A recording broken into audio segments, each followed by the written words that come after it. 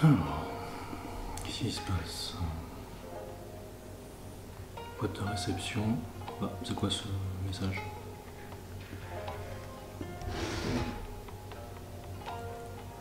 Programme pilote d'accès au superchargeur pour les véhicules non Tesla. Quoi? What? Aujourd'hui, nous lançons notre programme pilote d'accès au superchargeur pour les véhicules non Tesla dans 16 stations superchargeurs en France.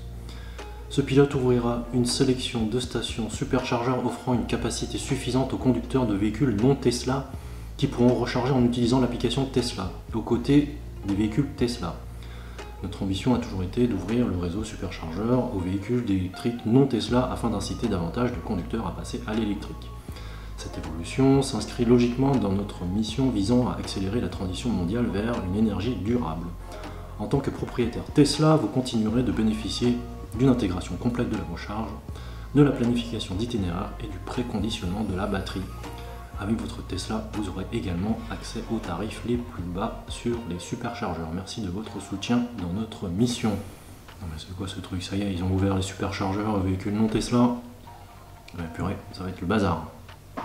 Eh bien bonjour à toutes et à tous, j'espère que vous allez bien. Eh bien oui, effectivement, Tesla a annoncé aujourd'hui l'ouverture de ses superchargeurs sur 16 de leurs stations superchargeurs. Alors les 16 superchargeurs concernés sont les superchargeurs d'Angoulême, Montluçon, Périgueux, Vierzon, Blois, Les Herbiers, Le Mans, Saint-Saturnin, La Bouillère et ensuite on a Salaise-sur-Sanne, Tesla superchargeur Vélizy 2, on a Buchelet, Montélimar, Lorient, Rivesaltes, Laxou et Valenciennes. Donc ce sont 16 superchargeurs qui sont ouverts aux véhicules non Tesla.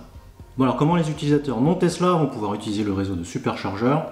Eh bien dans un premier temps, il va falloir qu'ils téléchargent l'application sur le Google Play Store ou sur l'App Store si vous avez un iPhone. Et ensuite, il va falloir s'inscrire, rentrer sa carte bleue et vous aurez une rubrique « Charger votre non Tesla ». Et à partir de là, vous allez être géolocalisé. Il faudra activer son GPS sur le smartphone. Eh bien, on regarde ça ensemble. Par exemple, là, je vais sur le superchargeur de Vélizy. On voit donc qu'il y a 13 bornes disponibles sur 16 pour l'instant. Et on voit bien qu'il y a aussi une borne qui est hors service. Le tarif de la recharge est de 56 centimes par kWh si on n'a pas pris l'abonnement chez Tesla. Et le tarif est de 12,99 € par mois.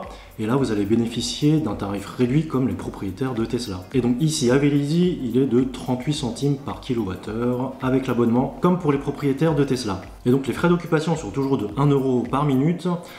C'est le même tarif que pour les propriétaires de Tesla, donc n'oubliez pas de vous débrancher et de bouger votre voiture quand vous aurez fini de recharger. Et donc quand vous êtes arrivé au superchargeur, vous avez donc la liste de toutes les bornes disponibles, et lorsque vous serez garé par exemple sur la borne 1A, eh bien il faudra cliquer sur la borne 1A, et il faudra brancher votre véhicule et ensuite démarrer la charge depuis l'application. Eh bien Armelatech avait fait un live sur sa chaîne avec son ID3, un abonné à lui qui avait une Zoé et un autre abonné à lui qui avait une EV6. Et bien pour tous les trois, ça avait bien fonctionné, alors que sur la chaîne EV, ils n'ont pas pu recharger leur Ioniq 5. Bon, j'avais lancé un petit sondage sur mon compte Instagram et vous avez été 62% à ne pas être content de cette nouvelle contre 38%. Et alors, tendance inverse sur mon compte YouTube. Dans la partie communauté, j'avais lancé aussi un sondage. Et bon, j'avais oublié de lancer la question, mais bon, vous avez été assez intelligent pour reconnaître la question. Hein, c'était un petit peu le Géopardy sur la chaîne. Voici Géopardy. Donc les trois propositions étaient oui, non et je m'en fous. Donc vous avez deviné aisément la question. Est-ce que vous êtes content de cette nouvelle?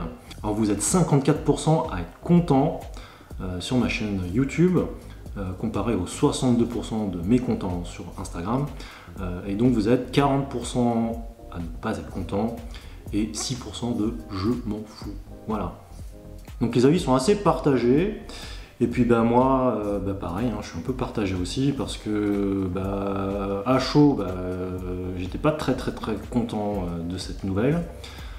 Oui, parce que du coup, déjà que les gens squattaient déjà les superchargeurs, là pendant les périodes d'affluence, pendant les vacances scolaires, il risque d'y avoir des embouteillages. Bon après, en prenant un peu de recul, bon, pour l'instant il n'y a que 16 superchargeurs, dont 2 dans la région parisienne, celui de Vélizy 2 et celui de Buchet. C'est des superchargeurs où je n'y passe pas, donc c'est pas trop grave pour l'instant. En tout cas, les autres 16 autres superchargeurs, les 14 autres superchargeurs qui sont ouverts, je doute que je ferai un saut d'ici l'été. Si Tesla n'ouvre pas tout son réseau de superchargeurs aux véhicules non Tesla, ça ira pour l'instant. Donc et puis ça va dans la logique des choses, hein. Ionity, donc tout le monde peut s'y connecter, tout le monde peut s'y charger. Donc fallait bien que Tesla ouvre son réseau de superchargeurs aux autres véhicules. Déjà pour que ils en profitent aussi, hein. Ils vont gagner plus d'argent, et puis cet argent qu'ils gagneront, ils vont pouvoir le réinjecter pour développer encore plus ce réseau de superchargeurs justement. Donc pourquoi pas, c'est aussi une bonne nouvelle. Donc voilà, j'avais posté quelques petites stories sur mon compte Instagram, hein, je vous laisse les découvrir. Le cauchemar pour les propriétaires de Tesla va devenir réalité. On va voir des Zoé, des 2008, des Mini, des E208, etc. Des Ioniq, des Ioniq 5, etc. Pourquoi pas aussi des Audi, des Mercedes, hein, qui vont venir se charger sur le réseau de superchargeurs. Bon, alors l'inconvénient, c'est que il faut quand même que les ports de charge soient positionnés du bon côté du véhicule. Donc ça risque de causer quelques petits problèmes de stationnement, de blocage de certains superchargeurs du coup. J'espère que les propriétaires seront assez intelligents, comme dit dans la com de Tesla, pour ne pas venir gêner le stationnement et la recharge des autres utilisateurs. Voilà. En tout cas, on croise les doigts. Bon voilà, c'est terminé pour cette vidéo sur l'annonce de chez Tesla. Eh bien, j'espère qu'elle vous aura plu. N'hésitez surtout pas à aller voir les autres vidéos de ma chaîne, car je ne fais pas que des vidéos sur ma Tesla Model 3. N'hésitez pas à aller voir la playlist.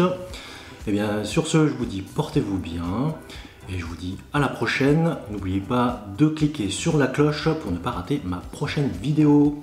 Et n'oubliez pas non plus de vous abonner. Eh bien, sur ce, je vous dis à la prochaine. Allez, salut!